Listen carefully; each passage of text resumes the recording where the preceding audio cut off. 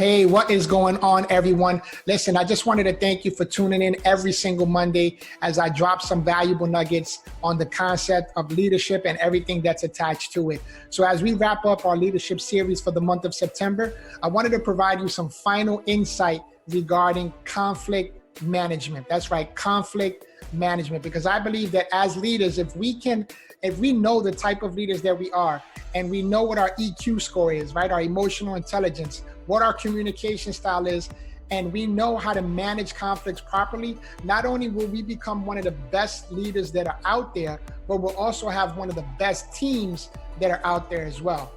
So conflict management is defined as the ability to identify and handle conflicts efficiently and fairly. That's a special skill set that leaders can develop to de-escalate many types of conflicts and situations. And understanding conflict allows leaders to manage it more effectively and can provide a path to accomplishing positive outcomes. Because at the end of the day, that's all we want, right? Is a positive outcome. So conflict management can be a powerful force that will allow leaders to grow healthy relationships within the organization, which can ultimately result in effective productivity. So here's the most 5 common causes of conflict. These are the top causes of conflict. Number 1, you have misunderstandings. And we spoke about this last week, the difference between listening and hearing, right? Because the reality is that during most conflicts, people aren't listening because they're too busy formulating their rebuttal. And if we're honest, we can all raise our hand and say that we're guilty of that one. I think we've all done that.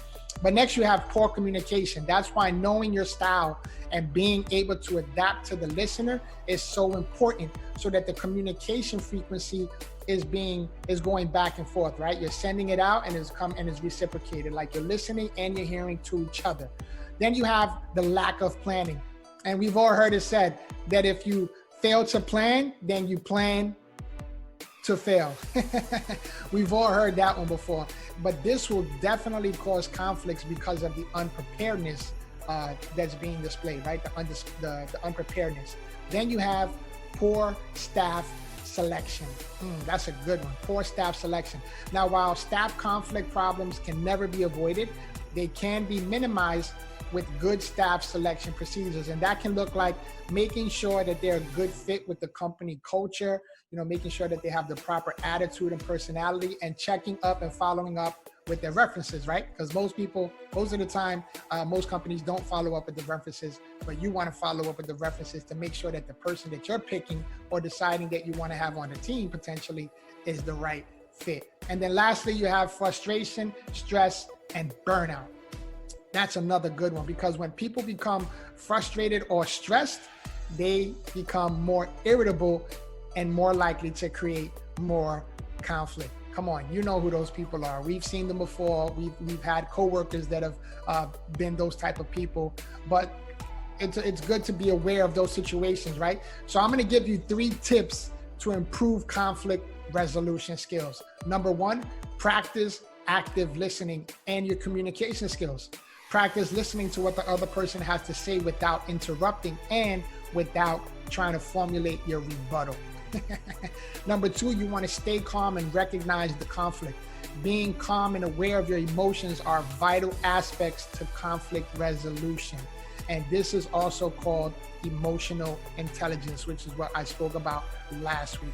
And then thirdly, you want to maintain a positive attitude and practice managing your emotions. You want to practice, right? Practice. So there's typically 5 major styles of conflict management, and they are collaborating, competing, avoiding, accommodating, and compromising. So if you want to see which one of those you are, and you want to see what your conflict management style is, I want you to go ahead and click the link below in the comments. I say it every week, it literally takes less than 2 minutes to go ahead and take the quiz so that you can see what your conflict management style is. This is a tool that's going to help you out. It's going to be beneficial for you and your team, and how you continue to become the best leader that there is out there. So listen, guys, for the month of September, we spoke about leadership and how leadership is basically the ability to influence others. That's what John Maxwell says. Leadership is basically the ability to influence others. So I want you to stay tuned, because for the month of October, I'm going to be talking about influence and everything that's connected to that. So that's what I have for you folks this week. Listen, also, as always, I'm going to go ahead and drop some additional links in the comments that are going to be helpful to you. My new Mindset Takeover Mastery course, my new book that just made the #1 bestsellers list, and some other material as well. And listen, if you guys are finding value from these videos, go ahead and reach out to me, comment here, or you can email me as well. If you don't feel comfortable commenting, you can email me at info@joseinspires.com and let me know what your thoughts. Let me know if you have any other additional topics that you'd like me to talk about and tackle so that I can help you get to the next level. So I appreciate you guys. Thank you for tuning in. Have an amazing week. God bless. And remember, when the mind decides, everything else follows.